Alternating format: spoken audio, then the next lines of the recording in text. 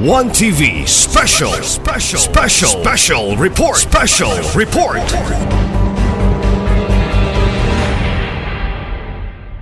The city government, in partnership with our law enforcement agencies, intensified police visibility around schools, implemented traffic management during school openings and even during dismissals, strengthened security coordination with the barangays, BPACs, during school events, promoted crime prevention education, and ensured efficient emergency response coordination. Through the local school board and with the prudent utilization of the Special Education Fund, we have sustained our strong partnership with the DepEd and mobilized resources directly to address the needs of our schools, the teachers, and the students.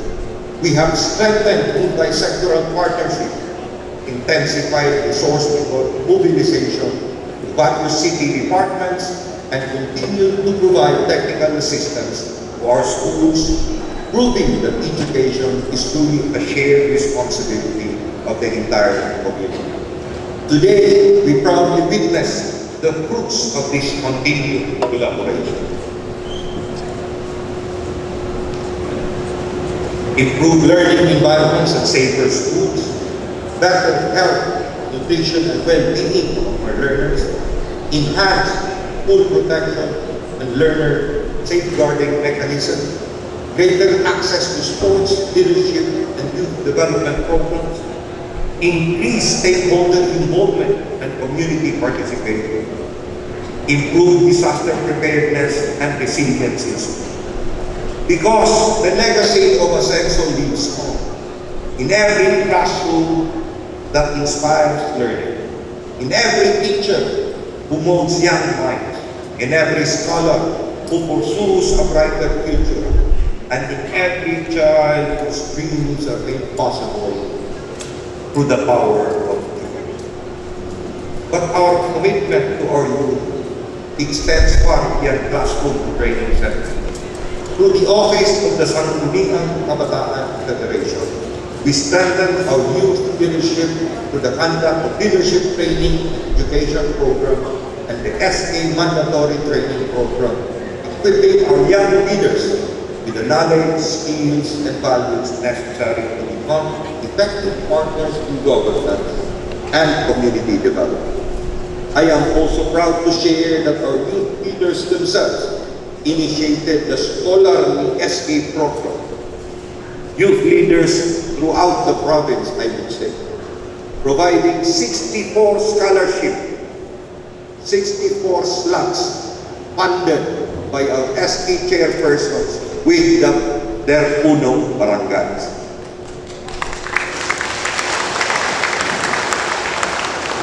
Our youth have likewise brought honor to our city.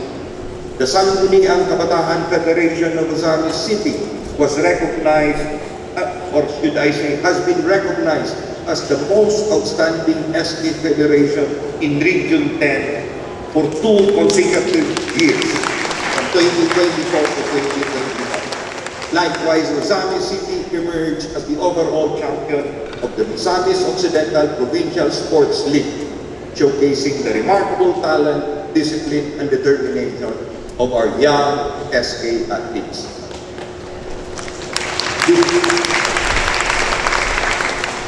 These achievements affirm one undeniable truth. When we invest in our youth, we invest in the future. Every scholar, every sport, every youth leader we mentor, every young athlete we inspire, and every skilled worker we train brings us one step closer to an Ozamis we envision. A city where opportunities abound, where dreams are nurtured, and where every young person is empowered to become an instrument of progress. Today, we do not merely count the number of scholarships granted or the amount invested, We count the lives transformed. We count the dreams made possible. We count the future secure. For when we educate our youth, develop their talents, and equip them with the skills they need to succeed, we empower our families and strengthen our world. And when we empower our families and communities, we build a stronger, more progressive, and more prosperous society. As the great statesman Lorenzo Bertaniada once said, the youth is not only the hope of the future, it is the builder of the present and the guardian of the nation's destiny.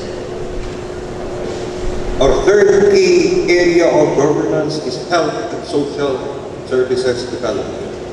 The health and well-being of our people remain at the heart of our administration's vision of a progressive and inclusive society. Guided by our commitment to provide accessible health care, strengthen nutrition interventions, and ensure protection for every sector of society, the city government of Ozamis continues to invest in programs that improve the quality of life and health care of every Ozamis. From January to May 2026, the City Health Office delivered a total of 12,523 general consultations, ensuring that 1,000 of residents receive timely and essential medical services. Specialized healthcare services were likewise strengthened through 4,682 as can be seen there, consultations of Animal Biotreatment Center, the TB dogs, dental consultations, and family planning consultations. Altogether, these interventions translated into more than 27,000 healthcare services rendered to our constituents.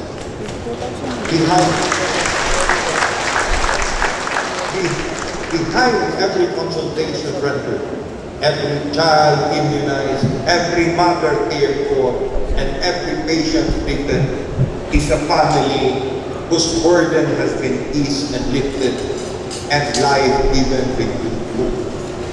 These accomplishments remind us that healthcare is not merely about numbers. It is about people, compassion, and human dignity. In addition, ensuring safe motherhood and healthy childhood remains a priority of this administration. During the reporting period, let me see how safe motherhood and healthy childhood intervention on pregnant women, on safe deliveries, live births registered, mothers who have completed postnatal care visits, and for the newborn. Significantly, the 670 newborns were recorded with normal birth weights, reflecting positive maternal and newborn outcomes. Preventive health care programs also continue to protect our youngest citizens. The City Health Office recorded 683 children protected at birth, 628 fully immunized, and 49 children who completed fully the required immunization schedule under the Completely Immunized Child Program. Nutrition remains one of the pillars of our health agenda. Through the Operation Timbang Plus program, the city government monitored 10,369 preschool children aged from preschool and aged from 0 to 59 months, resulting in a continued decline in malnutrition prevalence across the city. Underweight prevalence significantly decreased from 6.35% in 2024 to 2.69% in 2026. expanding from previously from 11.51% to only 2.93% in 2026. Wasting rates declined from 1.45% to only 0.69% in 2026. These accomplishments demonstrate that our nutrition interventions are yielding positive and life-changing results.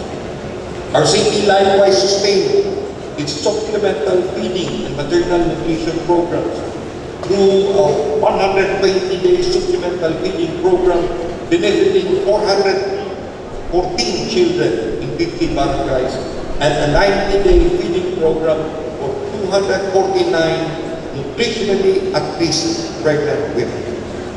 These remarkable efforts earned Ozamis City 4th place in the regional Nutri-Webby Awards Year 6.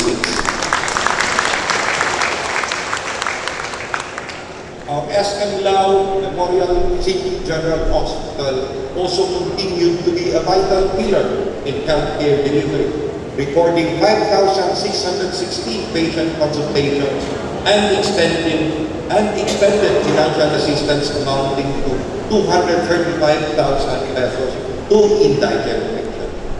These accomplishments are the result of the dedication and unwavering commitment of doctors, nurses, midwives, nutritionists, hospital personnel, barangay health workers, barangay nutrition scholars, partner agencies, and all our healthcare frontliners who tirelessly serve our people day in, day out. For this administration, the essential brand of service is more than a slogan. It is a commitment to put people first, especially in times of sickness, hardship, and loss. For when our people are healthy, our families become stronger. When our families become stronger, our communities become more resilient.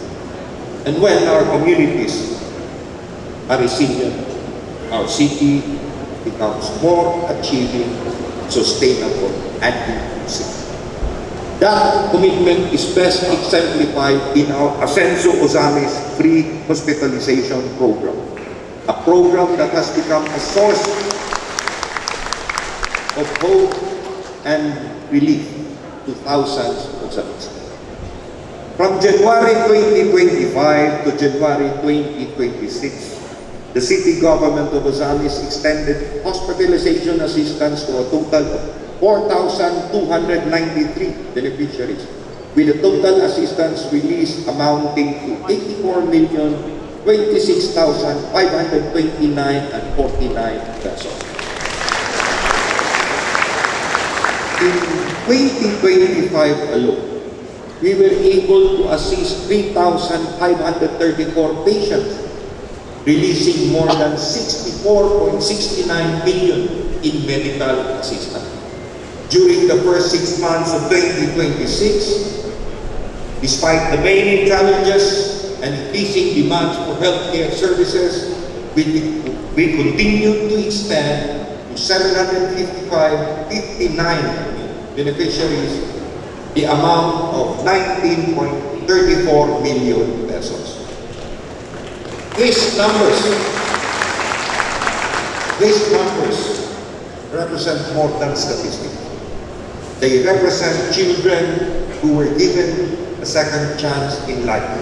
They represent mothers and fathers who no longer had to worry about where to secure finances for hospital bills. They represent senior citizens who were able to receive medical care, the medical care that they deserve. These represent families who found hope because their government stood beside them during this most difficult moments. Every peso that this government has invested in healthcare is an investment in life, in dignity, and in the future of our people. My dear fellow Osamistas, I am fully aware that many among us have been asking about the status of the Ascenso Osamis free hospitalization program, which was deferred and was suspended for a time. Let me assure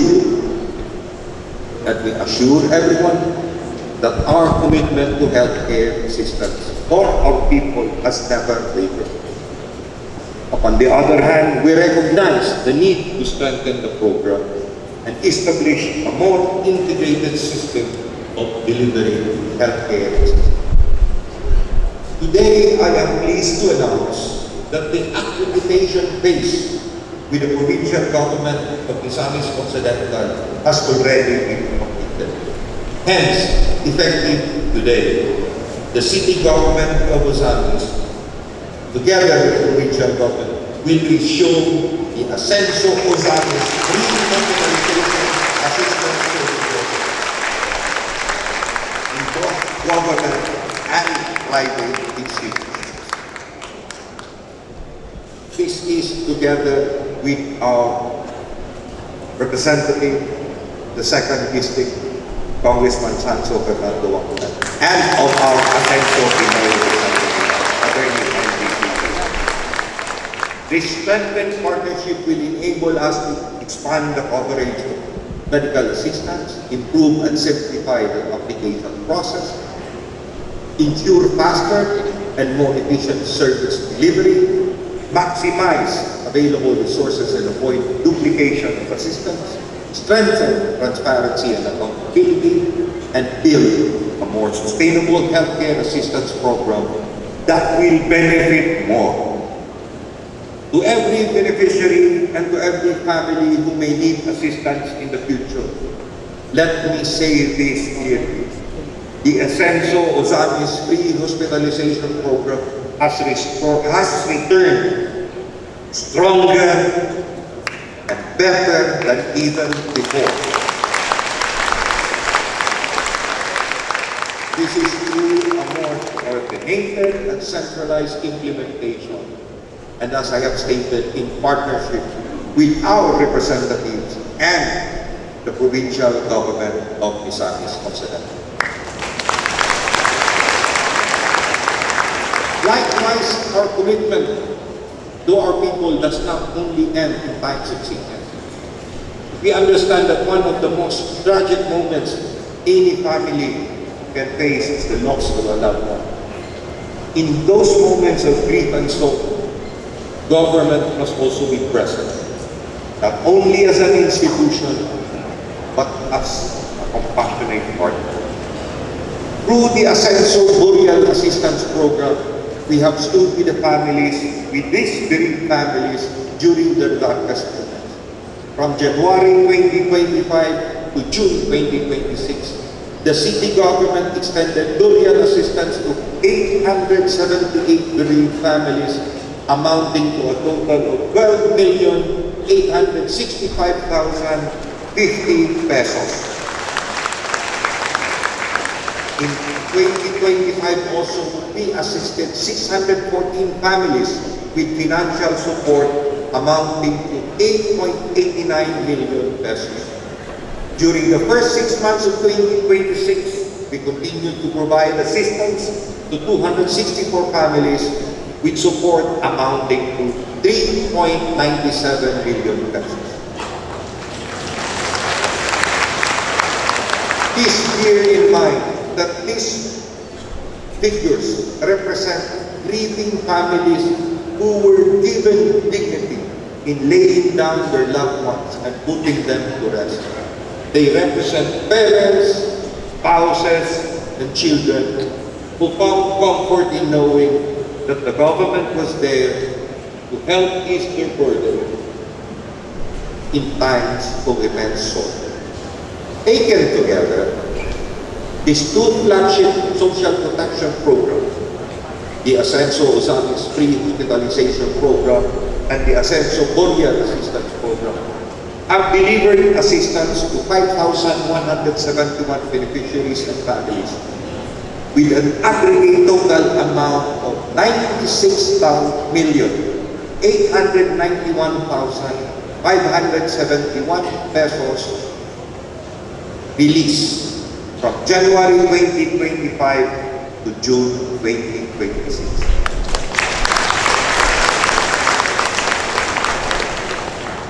Nearly 100 million pesos have been invested directly in health, welfare, and the dignity of our people.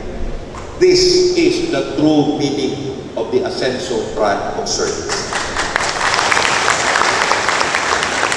A government that heals the sick, a government that comforts the grieving, a government that stands with the people in times of uncertainty and times of need.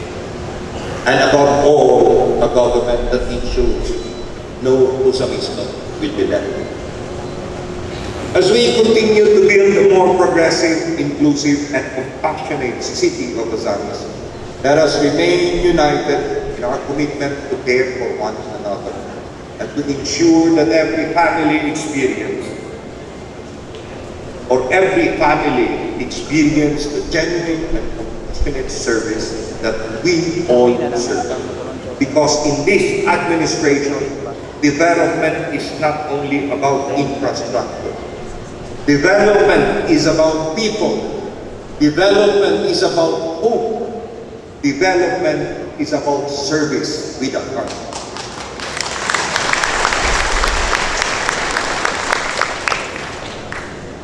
Another key area is infrastructure and urban development. The city government of Ozamis, through the City Engineering Office, continued to pursue sustainable infrastructure development by investing in projects that improve the city's infrastructure while creating safer, more resilient, and more livable communities. On road infrastructure and connectivity, which has remained a key priority, 8 major road projects amounting to 49,270,776 and 40 centavos, consisting of the completing and improvement of barangay roads in Sinosa, Bulicay, Abinde, Kapukaw C, Talapa, Carmen Annex, Maningkol, and road widening project in Barangay Diposo were completed. To strengthen water security, the city government completed 6 drainage and water system projects with a combined approved budget of 15,250,258.86 pesos. This included the rehabilitation and improvement of the slope protection at Malaubang Bridge, the refront drainage canal at Purok 7, Barangay Gamo, elevated water reservoir at Barangay Sinosa, construction of reservoir at Barangay Trigos, construction of Barangay Gala water system, and the construction of elevated water reservoir with distribution pipeline at Barangay Coco. To promote safer communities and improve nighttime mobility, the city government implemented 2 major street lighting with a total approved budget of 28,450,000. This consisted of the installation of a street lighting system along the Ozamis Pagadian Road from Barangay Limaluna to Barangay Bañadero, and the installation of street lights within the central business districts covering various barangays. We are still in the process of continuing this. The city government likewise strengthened public service delivery to 5 major government infrastructure projects amounting to 35,190,478.55 centavos. This includes the completion of the Barangay Karangan Barangay Health Station, the school fence and gate at Barangay Pulot Elementary School, construction of the perimeter fence at Ozamis City National High School, completion of the multi-purpose hall or covered court at Barangay Liposo and the construction of a 3-story multi-purpose building at Barangay Agua. Overall, the city government successfully implemented 21 major infrastructure projects with a combined approved investment of more than 137 million 66. Every road completed, every water system completed, every school improved, every street light installed, and every government facility constructed is a testament to our belief that infrastructure is more than concrete and steel. It is an investment in our people and in the future of our city.